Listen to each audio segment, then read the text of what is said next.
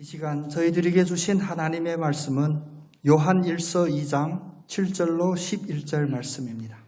사랑하는 자들아, 내가 새 계명을 너희에게 쓰는 것이 아니라 너희가 처음부터 가진 옛 계명이니 이 옛 계명은 너희가 들은 바 말씀이거니와 다시 내가 너희에게 새 계명을 쓰노니 그에게와 너희에게도 참된 것이라. 이는 어둠이 지나가고 참 빛이 벌써 비침이니라.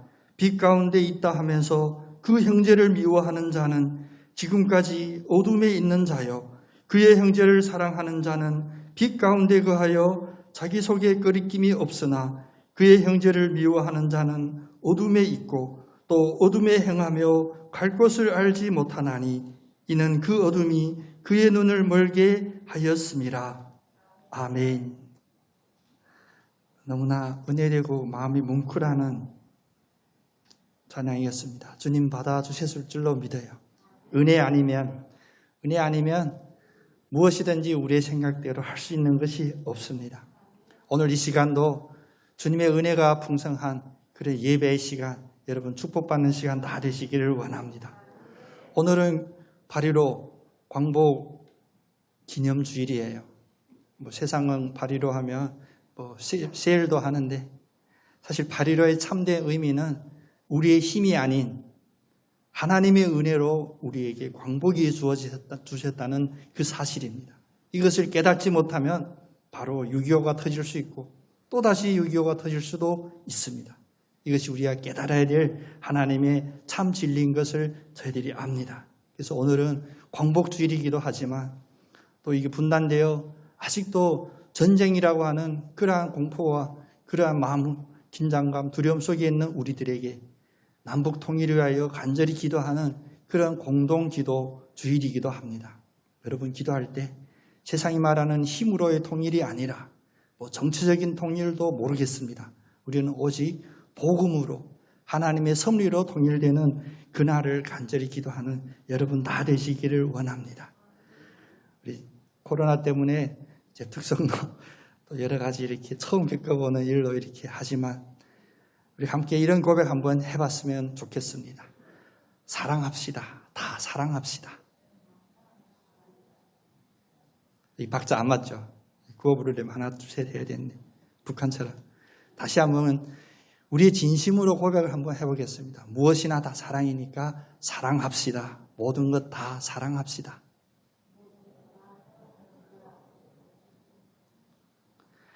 형제를 사랑하는 것, 이것은 성경에서 반복되어 나오는 주제입니다. 그러므로 우리가 지금 몇 주 동안 요한 1서를 통하여 우리의 마음속에 믿음이 있는가, 믿음이 확실히 있는가, 그 점검하는 여러 가지 기준을 바라볼 때 형제를 사랑하는가, 이 역시 우리의 믿음을 판단하는 믿음의 존재를, 그 여부를 점검하는 기준이 됩니다. 형제를 사랑한다는 것, 간단히 말하면 믿음의 시금석이라고도 할 수가 있습니다. 오늘 7절 말씀을 보면 사랑하는 자들아, 내가 새 계명을 너희에게 쓰는 것이 아니라 내가 처음부터 가진 옛 계명을 너희들에게 말한다 라고 해요. 형제를 사랑하라는 갑자기 은혜 받으니까 생각은 하고 하늘에서 뚝 떨어진 계시가 아닙니다. 하나님은 처음부터 사랑을 이야기하셨습니다. 다시 말하면 하나님이 이 천지 만물을 창조하고 모든 사람, 이 자리에 계신 여러분을 창조하실 때도 사랑으로 창조하고 시작하셨습니다. 그 속에서 형제를 사랑하라는 사랑으로 창조받은 세상 만물이 하나님의 뜻대로 살아가는 지침 중에 하나입니다. 그래서 구약 성경에서도 일관되게 얘기하는 우리가 10계명이 있죠. 율법 중에 가장 큰 계명이라는 10계명도 사실은 사랑의 계명이었습니다. 그래서 모세의 율법 중에 사랑이라는 그 계명은 사실은 다음과 같은 세 가지로 요약할 수도 있습니다. 첫 번째는 사랑의 율법은 하나님의 본성이구나, 이것을 깨닫게 돼요. 우리가 그렇잖아요. 우리 자녀들도 있고 또 우리 가르치는 분들도 있고 보면 누군가에게 무엇인가를 계속 이야기할 때, 우리 아이들에게 이야기할 때 그것은 뭐냐? 그것은 나의 본성이기도 하고 나의 바람이기도 하고 나의 희망사항이기도 하니까 자꾸 반복하는 거죠. 마찬가지로 하나님께서 율법에 사랑하라라고 말씀을 반복하고 강조하는 그 의미는 하나님이 바로 사랑이기 때문입니다. 물론 여기에 인간이 얼마나 사랑이 없으면 그렇게 사랑을 강조할까, 이런 측면도 배제할 수는 없습니다. 그런데 우리가 사랑의 율법 속에서 처음 깨달아야 될 것은 바로 하나님이 바로 그 사랑의 본성이시구나, 이것을 알고 있어야 돼요. 둘째는 형제에게 베풀어야 될 이런 사랑은 단순히 말로, 감정으로, 표정으로만 표현하는 것이 아니라 행동으로 반드시 옮겨야 됩니다. 율법은 그것을 대하여 더 구체적인 규정들을 알려주시죠. 예를 들면 원수를 갚지 말라, 원망하지 말라, 살인하지 말라, 간음하지 말라, 거짓 증거를 하는 그런 행동으로 형제들의 행복을 해치지 말라. 이런 것들이 바로 구약의 율법에 드러났던 거예요. 형제에 대한 사랑은 물론 감정이 포함되어 있지만 무엇보다도 행위로서 표현해야 되는 것이 바로 사랑의 실체입니다. 그래서 율법에 규정하고 반복하고 또 이야기하는 거예요. 구약에서 율법의 사랑의 세 번째 그 특징은 무엇이냐면 이웃사랑.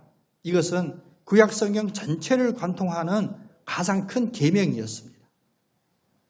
하나님을 사랑하라, 이웃을 사랑하라, 세 계명으로 우리가 받아들이지만, 그렇지만 형제를 사랑하라는 이것 역시도 하나님을 사랑하라는 그 계명만큼이나 늘 함께하였고 구약 성경을 관통합니다. 그러므로 오늘 우리가 함께 읽었던 그 본문 말씀에 세 계명을 이해할 때도 우리에게는 어려움이 없어요. 8절에 내가 다시 너희에게 세 계명을 쓰노니 그에게와 너희에게도 참된 것이다. 구약으로부터 쭉 이어오는 형제를 사랑하라, 사랑하라는 그 계명이 오늘 세 계명으로 다시 씌워진다라고 합니다. 얼핏 보면 모순되는 것 같죠. 늘 있었고 그냥 그대로인데 왜 세 계명으로 이야기할까? 오늘 이 말씀을 들으실 때 우리의 마음에 은혜가 있기를 원합니다. 신약 성경에서 구약을 관통했던 사랑하라고 하는 이 계명을 다시 한번 새 계명이라고 이야기하는 것은 우리들에게 하나님의 그 사랑의 영광이, 그 은혜가 더 밝게 드러나는 아름다운 일을 강조하는 것입니다. 하나님께서는 처음부터 자기의 사랑을 드러내셨다 했죠. 세상을 만드시고 아름답구나, 사람을 만드시고 참 보기 좋았다. 다 사랑이었거든요. 그런데 인간이 그 하나님의 사랑으로부터 타락하여 멀리했습니다. 인간은 자기를 사랑하는 것이 더 큰 사랑이고 사랑의 본질인 줄 알고 하나님의 이 참 사랑을 외면했습니다. 그러나 하나님께서는 그대로 버리지 아니하시고 끝까지 사랑하셔서 죽을 수밖에 없는 저희들에게 성육신, 하나님이 직접 육신을 입고 예수님으로 이 땅에 오셔서 보여주셨습니다. 무엇을 보여주셨냐? 니들 말 안 들으면 가만 안 놔둘 거야? 후회하게 만들 거야? 그렇게 오신 게 아닙니다. 다시 오셔서 또다시 한번 사랑을 보여주셨어요. 그러므로 성경이 새로 말하는 새 계명을 준다는 바로 이런 의미에서, 새롭게 다가오는 의미에서의 사랑을 우리들에게 이야기하는 것입니다.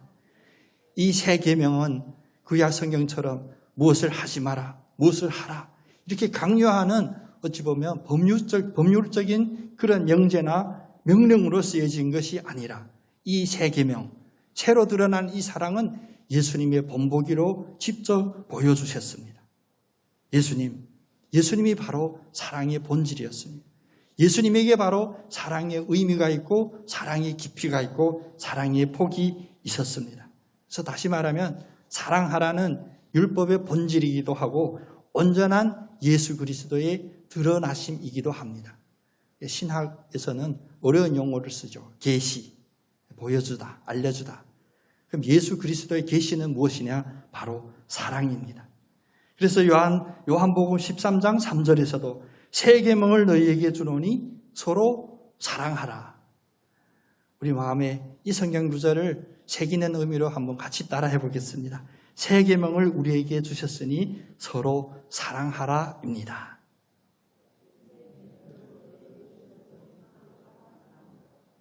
이제 따라하기 점점 어렵죠. 문법에다 안 맞고 점점 길어지는데 서로 사랑하라. 여기까지 끝나면 아이고, 여러 가지 이야기들이 될 수도 있어요. 내가 사랑하고 싶지 않아서 안 하냐. 사랑할 짓을 해야 내가 사랑하지. 웃으신 분 왜 웃으신지 제가 압니다. 근데 요한복음 13장 3절은 내가 새 계명을 너희에게 주노니 서로 사랑하라로 끝난 것이 아니라 내가 너희를 사랑한 것 같이 너희도 서로 사랑하라 라고 이야기하십니다. 새 계명. 이 새 계명은 예수님이 본으로 보여주신 계명이십니다. 예수님이 우리들에게 그 사랑을 보여주시고 내가 한 이 사랑처럼 이 사랑대로 너희들이 서로 사랑하라라고 합니다. 그래서 이 새 계명은 구약처럼 어렵거나 마음에 무겁게 다가오는 그런 율법 조항으로 우리에게 일러주지 아니하시고 요한일서 3장 15절 19절에 보면 다른 말로 이렇게 표현했습니다. 그가 우리를 위하여 목숨을 버렸으니 우리가 이로써 사랑을 알고 우리도 형제를 위하여 목숨을 버리는 것이 마땅하니라. 자녀들아, 우리가 말과 혀로만 사랑하지 말고 행함과 진솔함으로 사랑하자. 이로써 우리가 진리에 속한 줄을 알고 또 우리 마음을 주 앞에 굳세게 하리니. 예수를 통하여 우리는 사랑을 알고 그 예수의 본보기대로 우리는 사랑을 실천하여 결국은 우리가 그 사랑 안에 있음을 드러낸다라는 것입니다. 그래서 사랑은 사실 믿음의 증거입니다. 우리가 믿음이 아무리 좋다고 평가하는 여러 기준들이 있겠죠. 시대별로 또 사람에 따라 환경에 따라 믿음을 판단하는 여러 가지 기준들이 있었어요. 그런 것을 묶어 놓아서 우리 교회 역사라고도 해요. 그런데 바뀌지 않는 하나, 그것은 무엇이냐? 믿음의 확실한 증거는 사실 사랑입니다. 그래서 오늘 9절 말씀은 이렇게 말씀하시죠. 빛 가운데 있다 하면서 그 형제를 미워하는 자는 지금까지 어둠에 있는 자요. 지금까지 어둠에 있다. 이게 진행형이거든요. 아무리 우리의 입으로 나의 어떤 표현으로 나는 믿음이 있습니다. 예수 그리스도를 믿습니다. 하나님 사랑합니다라고 입술로 고백할지라도 이 사랑이 실천으로 행함으로 드러나지 않으면 우리는 아직도 어둠 가운데 있는 자라고 하는 이 무서운 이야기를 들어야 됩니다. 물론 참된 사랑을 하려면 상대에게 무엇이 필요한지를 알아야겠죠. 우리가 부모, 자식, 교육 이런 이야기 중에 그런 것들이 있잖아요. 아이들이 원하는 게 무엇인가를 알지 않고 부모가 자기가 원하고 자기가 기대하는 대로 강요하면 그게 아이들에게 사랑이 아니다. 이게 교육학의 어떤 기본 원리예요. 또 쉽게 얘기하면 아이들과 눈높이를 맞춘다 이러죠.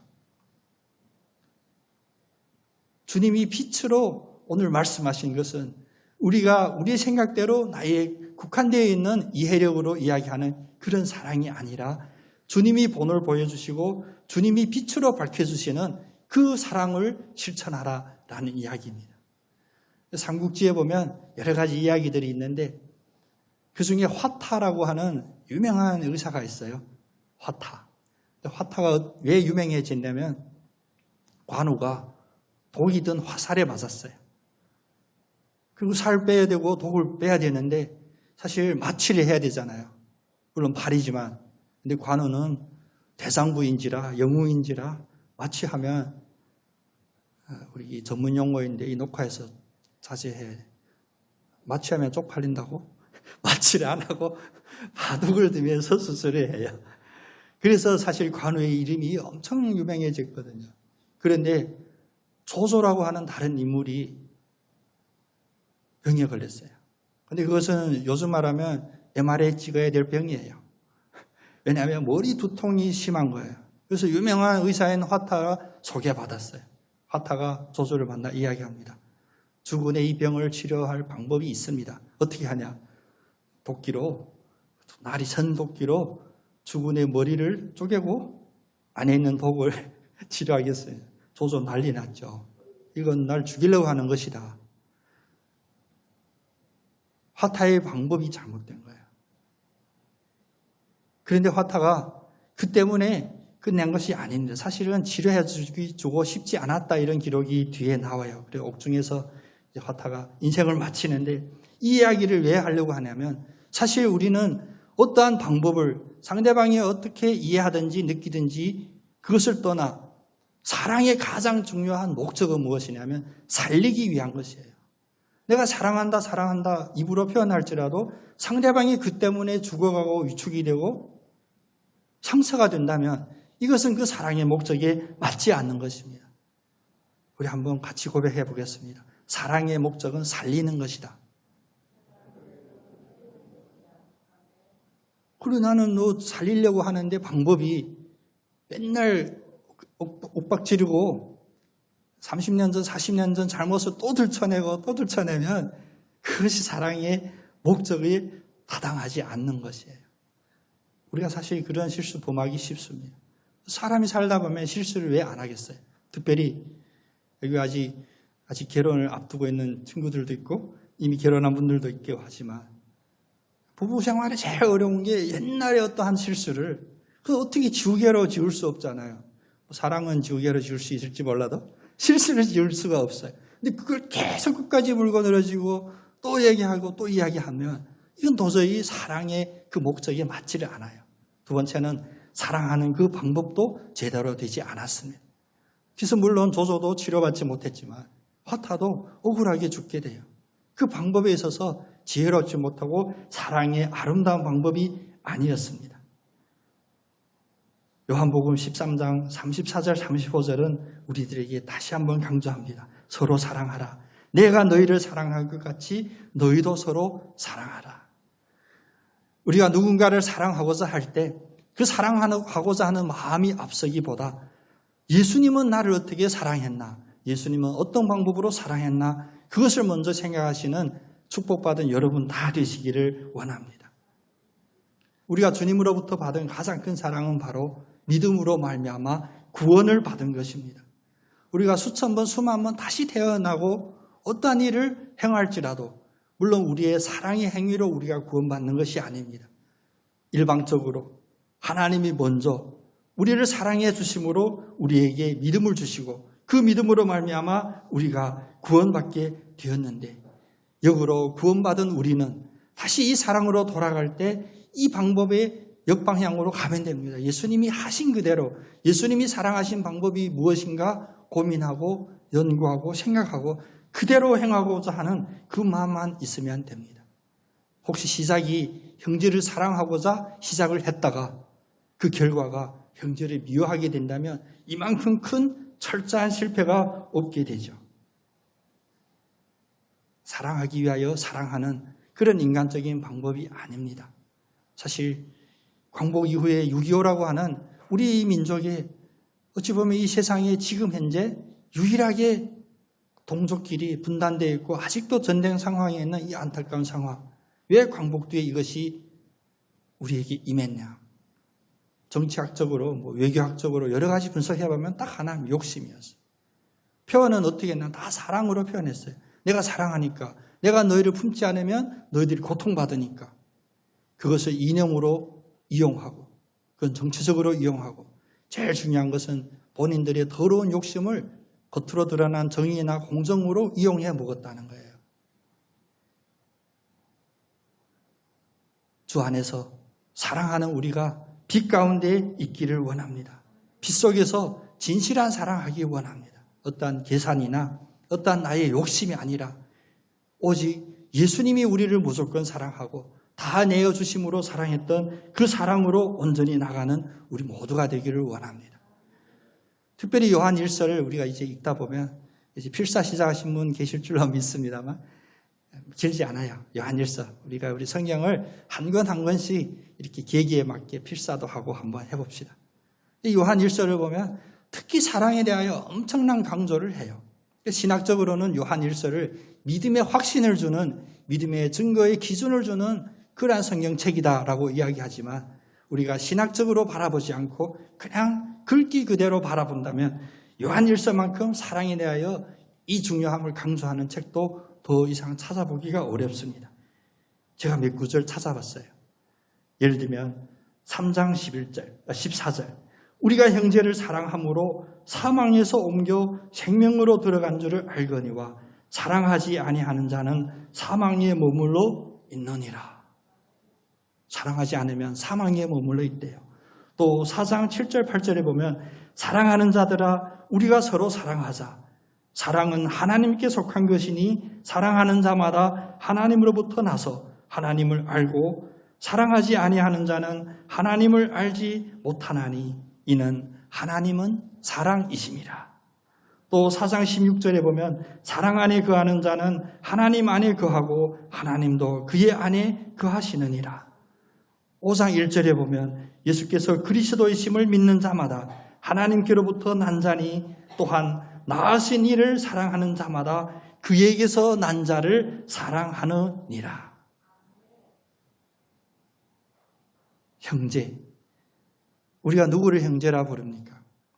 예수 그리스도를 믿는다고 고백하는 그리스도인들을 교회 안에서 지금 여러분이 옆자리에 앉아 계신 분, 앞에 앉아 계신 분, 뒤에 앉아 계신 분, 우리가 주 안에서 서로 형제요 자매라고 불러요. 그런데 이 형제의 자매를 사랑하지 않는 사람은 하나님을 알지도 못하고 그분을 사랑하지도 않으며 사망에 머물러 있는 마귀의 자녀다라고 요한일서 3장 10절, 14절, 4장 7절, 8절 이런 이야기로 있습니다.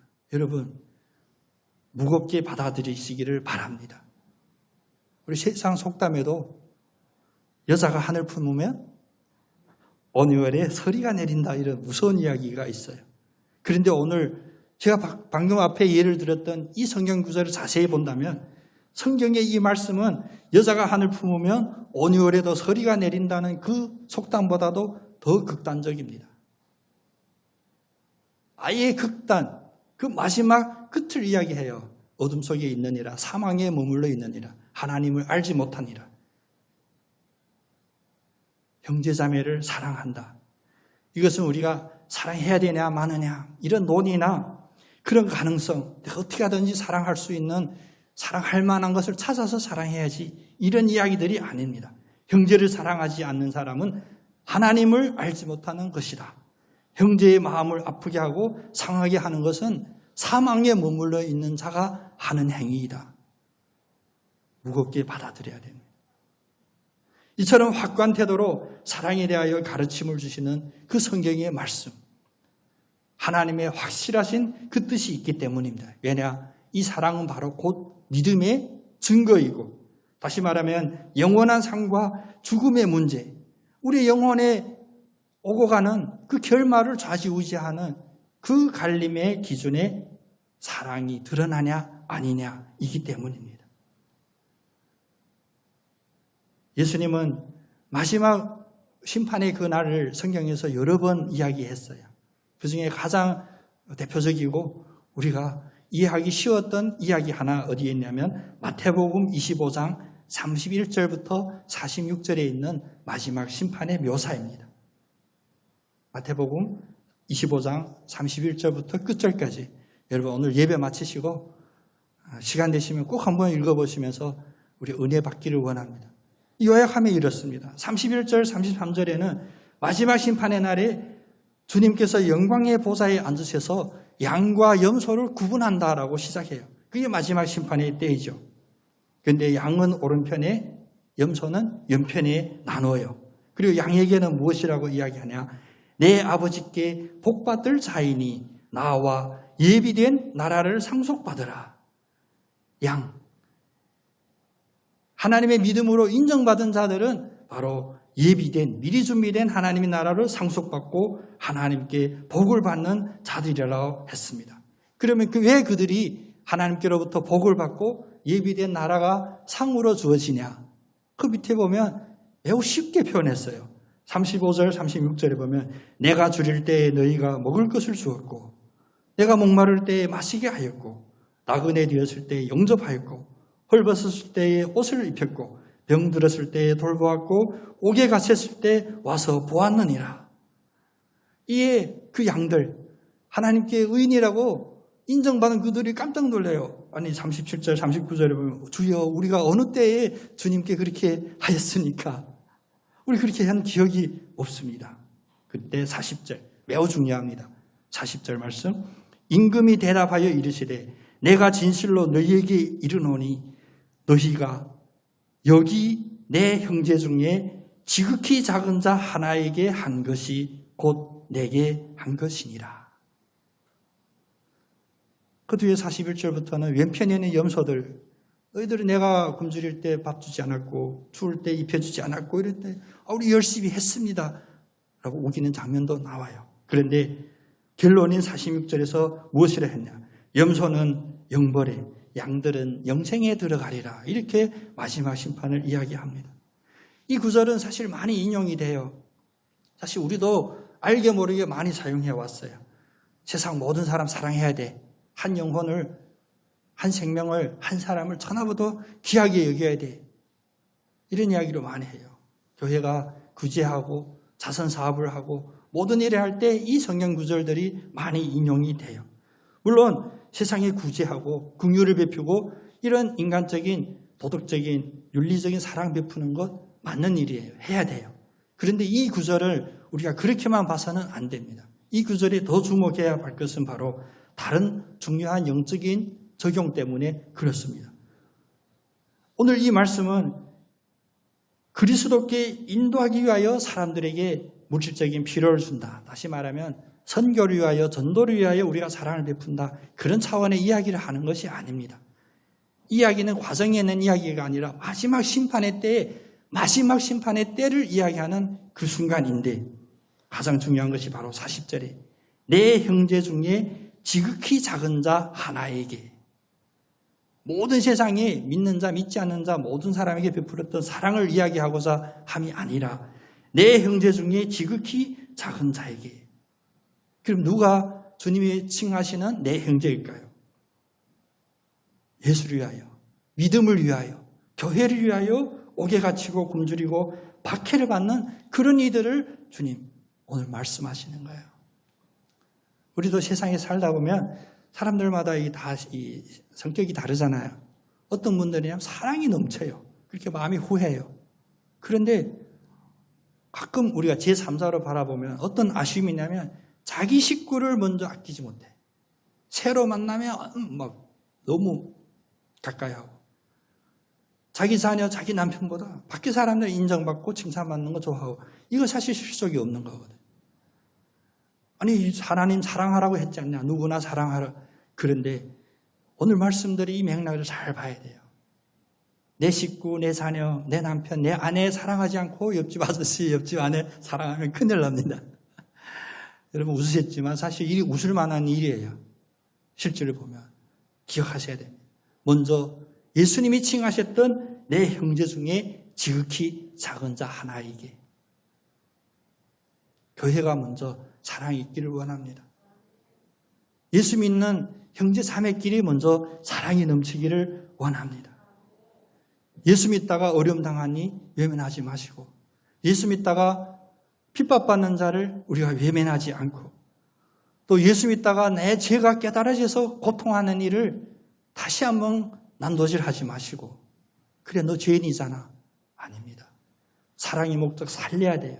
특히 내 형제 내 자매에게 지극히 작은 자 하나라 할지라도 그에게 사랑을 베풀 때 주님이 오늘 축복해 주셨던 이 마태복음 마지막 심판의 날 우리가 꼭 기억해야 됩니다.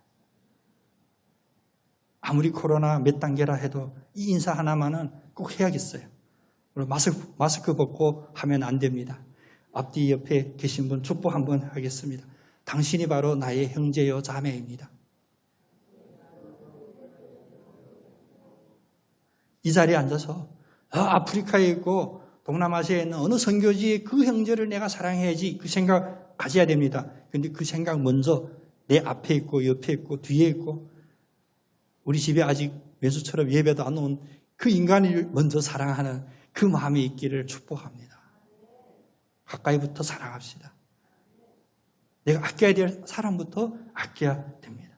교회 안에서 믿음의 형제자매 사이에서 서로 축복하고 중보하고 도와주고 이러한 행위들이 바로 주님이 오늘 내 형제에게 행했던 내가 인정해주는 그러한 상인 줄 우리가 믿어야 됩니다. 사실 이게 오래된 책인데 저도 십몇 년 됐습니다. 이 책 접한 지. 김은국이라고 하는 미국에 있는 재미 교포예요. 그가 쓴 순교자라고 하는 책이 있어요. 소설로 발표가 됐습니다. 소설로.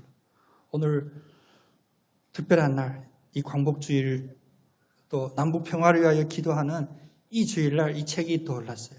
이 책의 내용은 무엇이냐? 사실 실화인지 아닌지 뭐 여러 가지 논쟁이 있는데 실화를 바탕으로 해서 각색된 책이라고 생각이 들어요. 이 6.25 터지기 직전에 벌써 그 전에 전쟁의 징조들이 있었죠. 평양에서 기독교를 박해하고 목회자들을 박해해요. 14명의 목회자가 북한 공산의 그 인민군이라 하죠. 인민군에 잡혔어요. 고통을 받았어요. 그 중에 12명이 사형당했어요. 한 명은 정신 나갔어요. 한 명만 살아남았습니다. 근데 6.25 터지고 나서 평양을 수복하는 우리 국군 장교 중에 이 사건을 다시 조사하게 됐어요.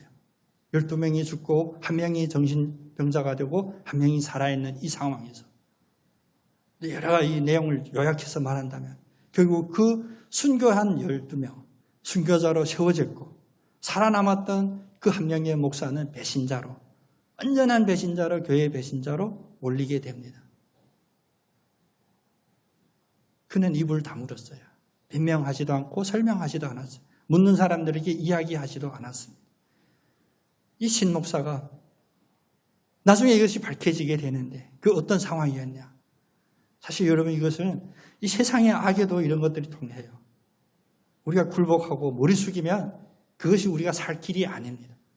이 14명이 잡혔는데 물론 고문당하고 그러한 핍박 속에서 12명이 예수를 부인했어요. 2명이 남았죠. 이 신 목사는 부인하지 않았어요.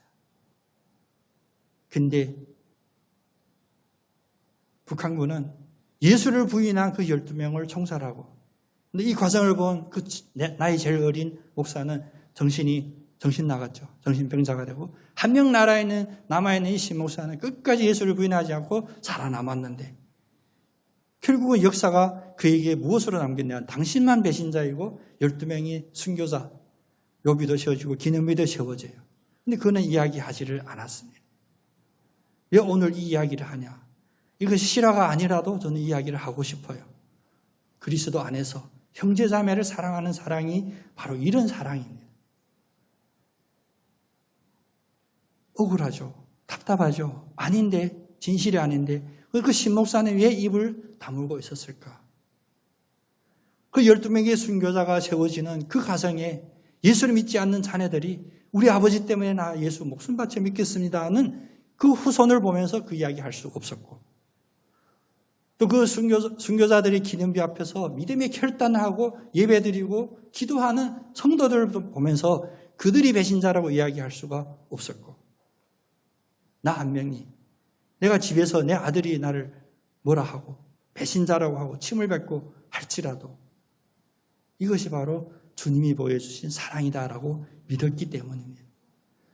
우리가 남북의 통일을 위하여 여러 가지 기도를 해요.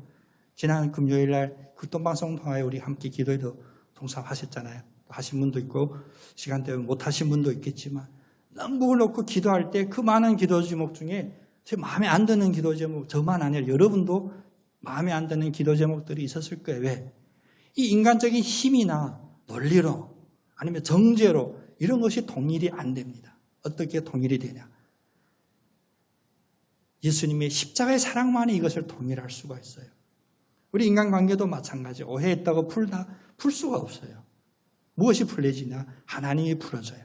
하나님의 이 사랑으로서 풀어지게 합니다.